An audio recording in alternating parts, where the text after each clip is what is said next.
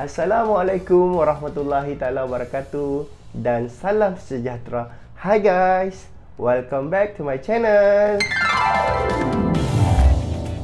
Alhamdulillah kita berjumpa lagi. Cikgu harap you all sihat-sihat, tenang dan yang paling penting ceria sentiasa. Untuk video kali ini kita akan belajar tentang geografi tingkatan 3 yang bertajuk Sumber Semula Jadi di Malaysia. Cikgu harap you all dapat menonton video ini sehingga habis. Kepada yang masih belum subscribe, mohon subscribe channel cikgu dan insyaAllah cikgu akan teruskan membuat video-video seterusnya insyaAllah. Tanpa melengahkan masa, jom kita teruskan. Yes! It's time to learn geography. Okay guys, kita teruskan. Hari ini tajuk kita adalah Sumber Semula Jadi di Malaysia insyaAllah. Okey, apakah yang dimaksudkan dengan sumber semula jadi? Sumber semula jadi adalah bahan yang terdapat di sekeliling kita. Okey, bahan yang terdapat di sekeliling kita. Sama ada bahan itu boleh berada di permukaan bumi dan mungkin juga berada di dalam bumi, iaitu di dalam kerak bumi, dan mungkin juga berada di dalam air. Okey, sumber semula jadi merujuk kepada bahan yang terdapat di sekeliling kita yang digunakan oleh manusia. Okey, itu adalah sumber semula jadi. Sumber semula jadi terbahagi kepada dua, iaitu boleh dibaharui dan tidak boleh dibaharui. Kita akan fokus kepada yang boleh dibaharui.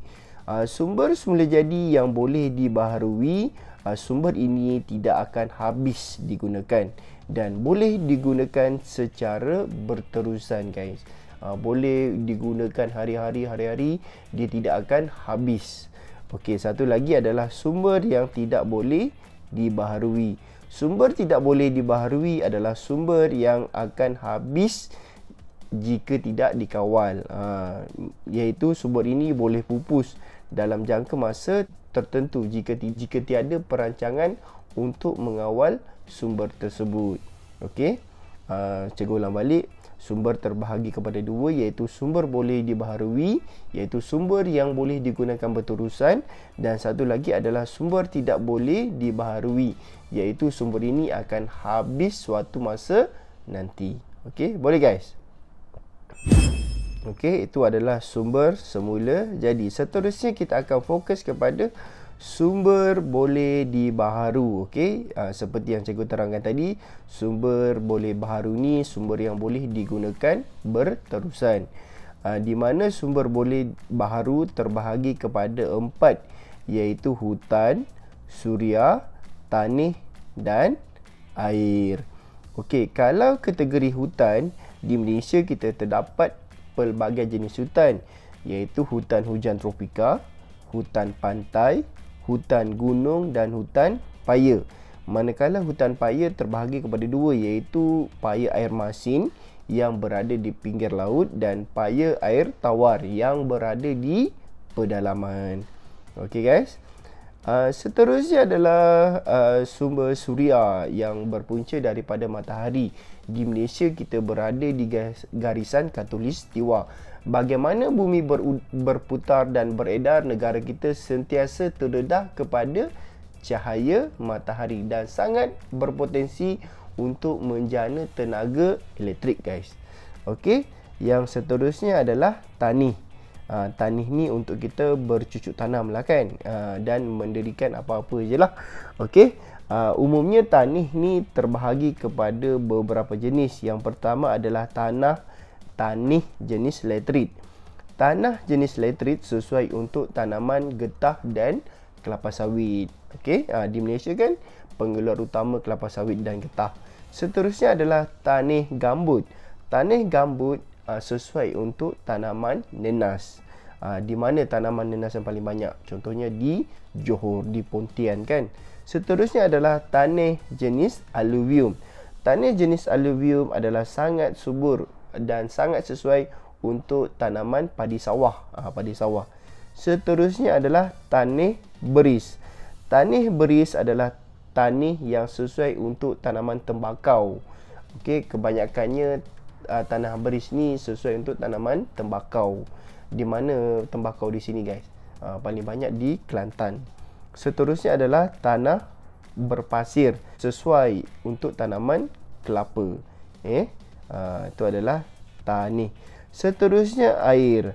Air juga adalah sumber yang boleh dibaharui. Di Malaysia kita banyak sumber air kerana kita mempunyai kerpasan ataupun hujan yang banyak, di mana jumlah hujan di Malaysia adalah melebihi 2,700 mm setahun. Okey, antara sumber air yang berada di Malaysia adalah berpunca daripada sungai, laut, tasik dan mungkin juga air bawah tanah. Okey, itu adalah sumber air. Ini adalah 4 kategori daripada sumber boleh dibaharui di Malaysia. Okey, sumber boleh dibaharui juga boleh menjana tenaga alternatif, merupakan sumber tenaga alternatif.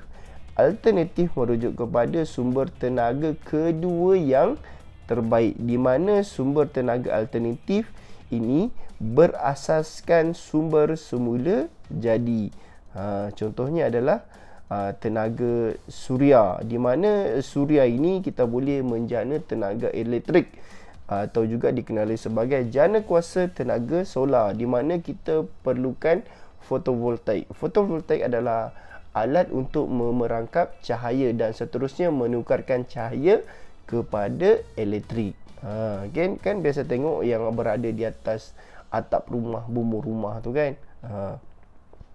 Okey, seterusnya adalah sumber air. Seperti yang cikgu jelaskan tadi, di Malaysia kita mempunyai sumber air yang banyak kerana kita menerima hujan sepanjang tahun, iaitu melebihi 2,700 mm setahun, dan ini adalah sangat sesuai untuk menjana tenaga hidroelektrik, iaitu empangan guys. Okey, empangan. Di Malaysia kita banyak empangan. Okey. Nanti kita akan tengoklah di manakah empangan utama di Malaysia. Seterusnya adalah tenaga angin. Okey, di Malaysia kita juga menerima angin sepanjang tahun dan sesuai untuk menjana kuasa tenaga angin. So far di Malaysia masih tidak, tenaga angin ni tidak dijana secara besar-besaran lah, berskala besar, dia hanya kecil-kecilan sahaja. Seterusnya ombak. Ombak juga boleh menghasilkan elektrik melalui jana kuasa tenaga ombak. Dan seterusnya adalah melalui sisa tumbuhan dan tinja, dia juga boleh menghasilkan tenaga elektrik melalui tenaga biomas. Okey, di Malaysia sangat berpotensi kerana di Malaysia kita mempunyai banyak sisa tumbuh-tumbuhan dan sisa haiwan, iaitu tenaga biomas. Sumber tenaga alternatif adalah lebih mesra alam kerana ia boleh digunakan berterusan tanpa menghasilkan atau mendatangkan kesan-kesan negatif. Sebelum ini negara kita bertumpu kepada tenaga bahan api fosil, di mana pembakaran petroleum dan gas asli untuk menghasilkan tenaga, tetapi pergantungan kepada tenaga ataupun bahan api fosil ini adalah tidak bagus kerana suatu hari nanti kita akan kehabisan sumber tersebut. Selain itu juga sumber ini menghasilkan banyak kesan negatif kerana mendatangkan pencemaran dan gangguan lah kan. Seterusnya kita akan tengok taburan sumber boleh baharu di Malaysia. Jom kita sama-sama rujuk peta yang terdapat di dalam buku teks guys. Sila rujuk.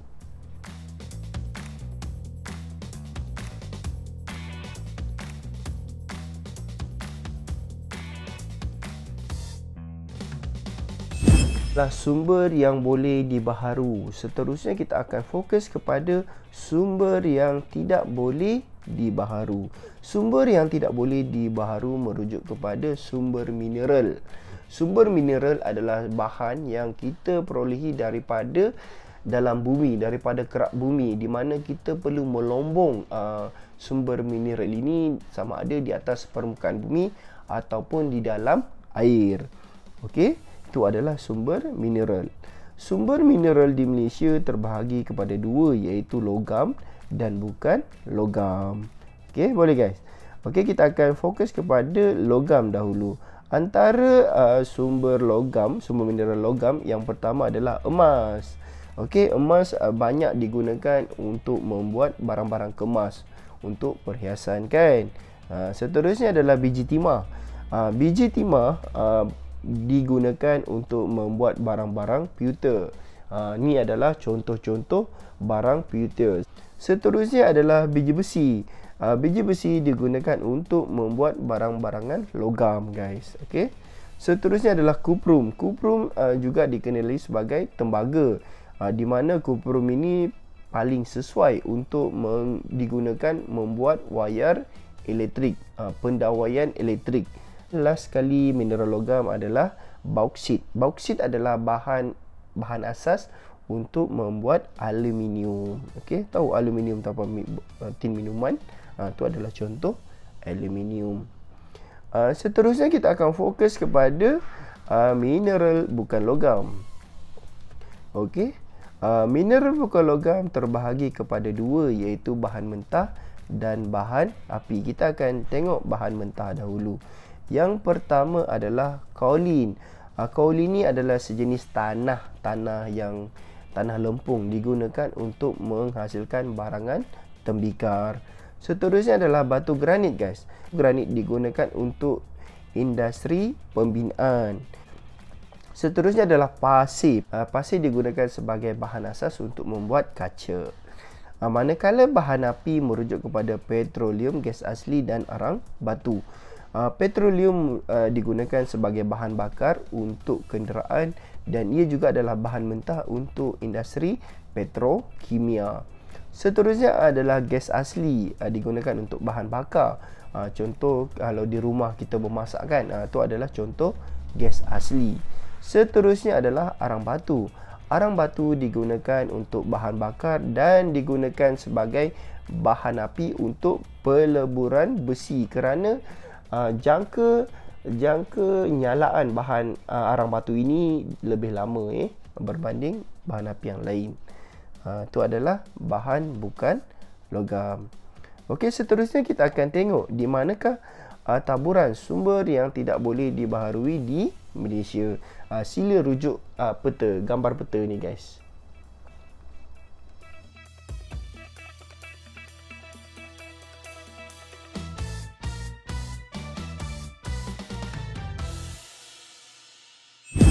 Seterusnya kita akan fokus kepada kepentingan sumber semula jadi. Sangat penting sumber semula jadi ni. Antara kepentingan yang pertama adalah menjana pendapatan negara. Menjana pendapatan negara diperolehi daripada hasil ekspor petroleum, gas asli dan kayu balak. Contoh, okey. Apabila kita mengeksport sumber-sumber ini, kita akan memperolehi pendapatan daripada luar negara. Okey, seterusnya adalah antara kepentingan sumber semula jadi adalah pembukaan kawasan baharu. Okey, dengan terdapatnya sumber-sumber, maka aktiviti pelombongan akan dijalankan di kawasan tersebut. Contohnya adalah di Kerteh. Pada suatu ketika dahulu, Kerteh hanyalah perkampungan nelayan. Tetapi apabila mereka telah menjumpai sumber petroleum, maka sekarang ni Kerteh menjadi sebuah bandar utama di pantai timur. Itu adalah Kerteh, Terengganu. Seterusnya di Sarawak sama juga, di mana di Sarawak banyak terdapat sumber petroleum, contohnya di Miri, dan terdapat juga sumber gas asli, contohnya Bintulu, dan Sandakan yang dibuka akibat daripada pelabuhan balak, kayu balak, Okey, seterusnya kepentingan sumber semula jadi adalah kemajuan infrastruktur, di mana kerajaan akan membina jalan raya, pelabuhan, airport, iaitu lapangan terbang, landasan kereta api, dan yang paling penting adalah rangkaian jalur lebar untuk meningkatkan lagi infrastruktur dan kemajuan dalam negara kita. Seterusnya adalah kepentingan sumber semula jadi juga adalah mewujudkan peluang pekerjaan. Banyak peluang pekerjaan yang diwujudkan akibat daripada penerokan sumber ini. Antaranya adalah pertanian, okey. Seterusnya adalah perkhidmatan, pembuatan, pembinaan dan perlombongan. Apabila mereka terlibat dalam peluang ini, mereka akan memperoleh pendapatan, dan pendapatan digunakan untuk meningkatkan taraf hidup keluarga masing-masing. Seterusnya adalah bahan mentah, khususnya industri hiliran. Industri hiliran adalah merujuk kepada rangkaian industri yang memerlukan bahan mentah untuk menghasilkan pengeluaran. Contohnya adalah getah.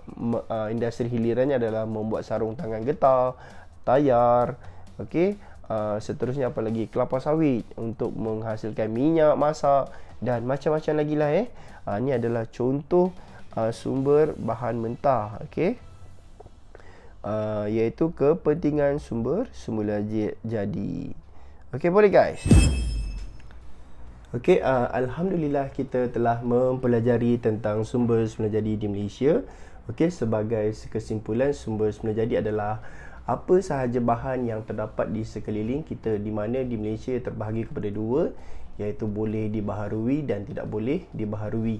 Kalau boleh dibaharui terdiri daripada 4, iaitu hutan, suria, tanah dan air, manakala sumber tidak boleh baharu yang terdiri daripada sumber mineral, iaitu logam dan bukan logam. Seterusnya adalah kepentingan sumber semula jadi. Yang pertama adalah sebagai bahan mentah, menjana pendapatan negara, pembukaan kawasan baru, kemudahan infrastruktur dan peluang pekerjaan. Okey, cikgu harap you all faham guys. Sekiranya you all ada sebarang soalan, boleh tanya cikgu. Sila di ruang komen, dan insyaAllah free nanti cikgu akan jawab. Dan pelajar juga boleh menjawab soalan. Cikgu ada sediakan soalan di ruang description. Sekiranya suka video yang cikgu buat, sila subscribe, dan insyaAllah kita akan berjumpa lagi pada video-video seterusnya. Wabillahi wa taufiq wal hidayah. Wassalamualaikum warahmatullahi taala wabarakatuh. Bye bye guys.